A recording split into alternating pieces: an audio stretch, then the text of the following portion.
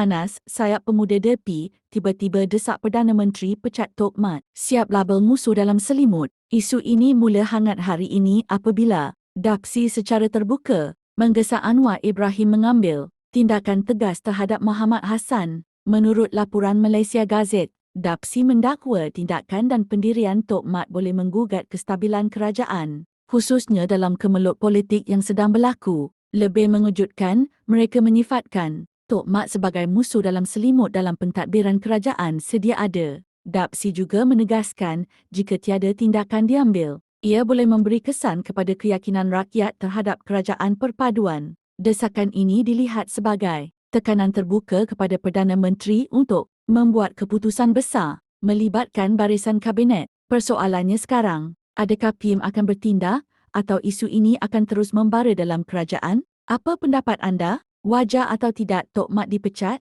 Komen sekarang. Jangan lupa tekan butang follow untuk dapat info terkini.